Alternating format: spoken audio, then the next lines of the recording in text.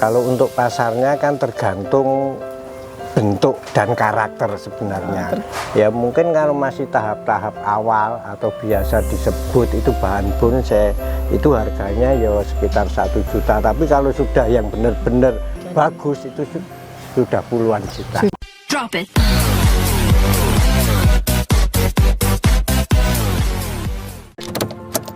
Halo Sobat Tani, Assalamualaikum warahmatullahi wabarakatuh. Selamat pagi, bertemu lagi dengan kami tim Pojok Simanis, Pojok Konsultasi Manajemen Agribisnis Klaten. Baik, semoga sehat selalu. Kali ini kita ketemu dengan Simanis kita. Beliau adalah Ketua Gapoktan Subur Makmur, Kelurahan Gergunung, Kecamatan Klaten Utara.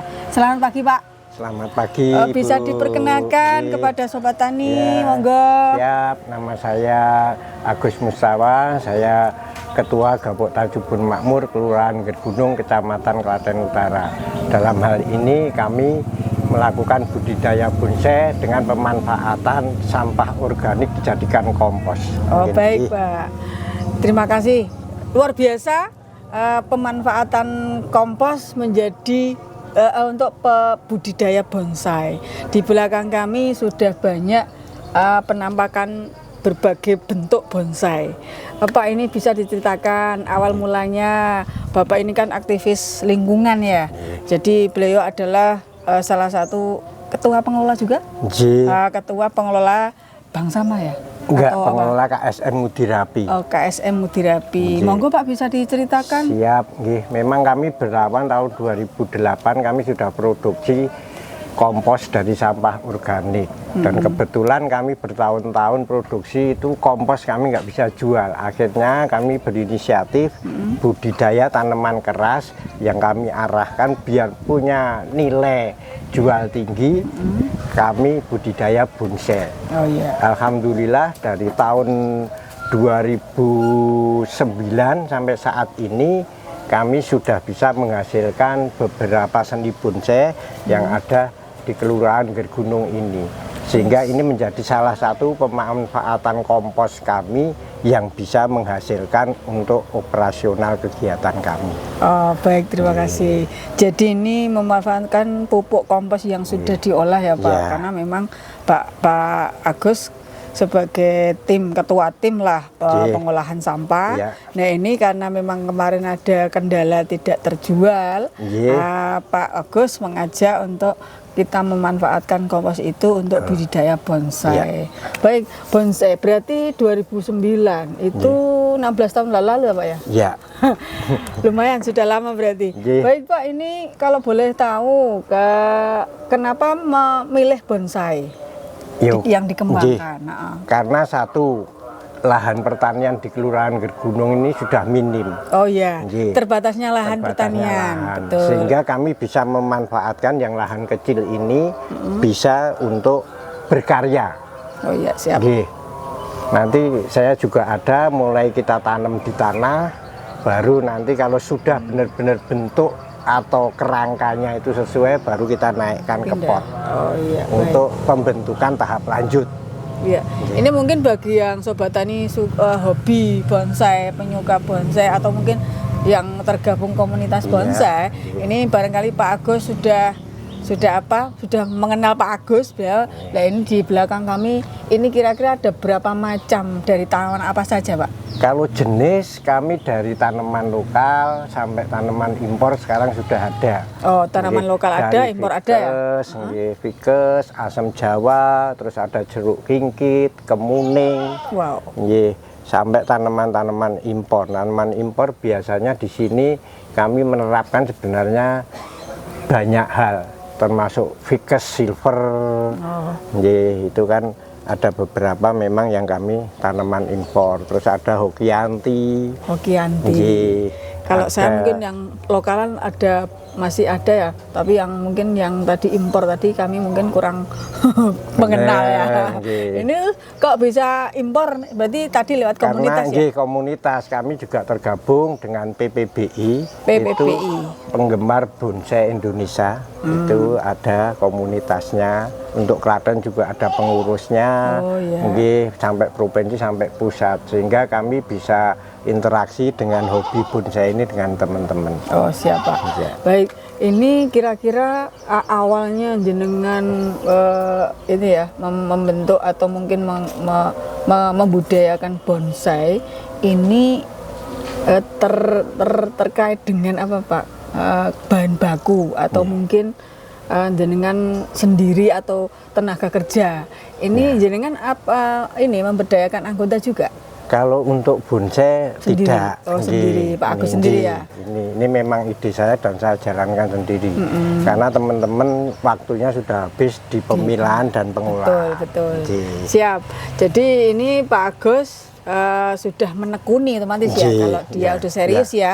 Ya ini mungkin kami nanti bisa disampaikan Pak untuk pasarnya Pak. Ya, kalau untuk pasarnya kan tergantung bentuk dan karakter sebenarnya. Tergantung Semakin tahapannya semakin tampilannya bonsai ya? semakin tahapannya semakin tinggi, karakter ketuaan pohon. Oh, gitu, itu kan siap. menjadi nilai seni. Ya mungkin kalau masih tahap-tahap awal atau biasa disebut itu bahan bonsai, itu harganya ya sekitar 1 juta. Tapi kalau sudah yang benar-benar bagus itu sudah puluhan juta. Sudah puluhan juta. Jadi memang dari 1 juta menjadi puluhan juta. Itu karena hasil karya. Hasil karya yang sudah ditekuni selama bertahun-tahun. Nah ini mungkin Pak Agus nanti bisa menyampaikan kepada milenial muda ya. Jadi kan ke depan itu bayangan kami karena memang pertanian itu semakin berkurang kan. Betul. Jadi ada alih fungsi lahan dan Iya. macam-macam. Nah ini termasuk nanti urban farming juga ya Pak Betul, ya. Ya nanti paling tidak milenial muda itu ada inspirasi dari Pak Agus. Siap. Jadi kiatnya menjadi apa ya, petani muda yang punya karya itu memang diawali dari perjuangan dulu. Pak Agus Satu. awalnya kok seneng sama ini Satu apa gimana? perjuangan, kedua niat. Oh, niat lagi. Nggih, niat. Kadang juga seperti saya kepepet. Ya, Berawal dari kepepet. saya ingin memanfaatkan kompos. Kalau kita punya hamparan mungkin lain, nggih. Siap. Iya, karena di Kita di langsung sini disebar di nggih, lahan aja ya Pak ya. tidak punya hamparan, kami akhirnya belajar serius dengan bonsai. Sampai kami belajar anatomi pohon, ibaratnya. Antara pohon yang keras, antara pohon yang lunak. Sehingga saat ini tuh saya tahu apa fungsi kambium, fungsi kulit, fungsi akar, sampai fungsi daun. Jadi kayak peneliti ya Pak. Ya, akhirnya seperti itu. Sehingga kami harus memberikan makan pohon ini kapan dan waktunya kapan. Sehingga kami berpikir itu kan seperti kita hidup. Betul. Di Oke. tanaman ya memang Akhirnya sepodo bisa sama. tumbuh maksimal di lahan yang sempit dalam pot, tapi bisa subur sesuai yang kita harapkan. Oh siapa? Jadi ini Bapak sudah 16 tahun dengan bonsai, kira-kira modal awal berapa? Sekarang jadi berapa? Kalau bilang modal awal, sebenarnya bonsai ini bisa tanpa modal. Bisa tanpa modal, Sobat Tani. Kita punya ilmu cangkok sudah cukup. Oh, Katakanlah ya, dengan siap. bahan baku kita mencangkok, itu nanti kan kita bisa budidaya, kita bentuk itu menjadi sebuah karya. Siap. Karya nggak harus besar. Contohnya ini kita bikin karya yang kecil. Mini, malis. Mini, tapi mini ini harganya bisa sampai 5 juta, 10 juta. Ya. Karena karakter. Ya, karena karakter tuanya juga dapat, nanti tahapannya juga. Oh iya, siap. Oke. Nah, makanya Berarti nanti kan Pak, pernah atau ikut kontes juga? pernah saat ini saya juga ikut kontes di Gunung Kidul dengan gitu. PPBI nasional. Siap. Untuk- Lumayan Apalagi ya, kalau udah ikut kontes terus dapat sertifikat itu akan nilainya otomatis akan meningkat. Iya. Baik. Untuk Pak, untuk tadi pasalnya sudah ya. Kendalanya tadi, kendala apa? Mungkin hama atau ndak atau apapun, cuaca atau apa, Pak? Kalau jenengan sebenarnya selama ini. untuk dalam hal seperti ini kendalanya itu biasanya kan istiqomahnya. Itu yang saya alami. Istiqomah ya? Nggih, yang saya Kendalanya ya. alami. Jadi ora konsisten. Betul. Karena sifat tumbuhan itu hampir seperti manusia. Kalau rutinitas kita openi, kita pelihara, asupan makannya juga ya sama, nek kita pas batuk ya harus pakai obat batuk. Betul. Nah, tanaman kalau kelihatan Kurus, kurang baik, ngelak. ada hama, nah itu ya bagaimana cepat-cepat kita atasi. Oh, baik Pak. Oke, nggih. Jadi memang berawal dari niat.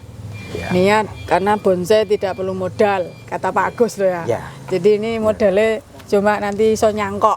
Nggih. Nggih Pak nggih? Nggih, intinya Nggih. kemauan, wong kita bisa aja tanaman yang pinggir jalan kita cangkok. Siap, Terus Pak. kita Nggih. tanam. Berarti ini dari segi pemanfaatan komposnya sudah terrealisasi di sini, sudah Ya. ada praktek pemanfaatan kompos untuk budidaya Iya. bonsai. Baik Pak Agus, terima kasih Sama-sama. untuk ilmunya, sharingnya. Ini Ya. juga nanti biar para sobat tani bisa terinspirasi juga. Siap. Yang penting niat dan nantinya akan ada kemauan bisa menjadi sebuah tekad ya Pak ya. Iya. Nah, baik Pak Agus. Yang paling penting istiqomahnya. Istiqomah.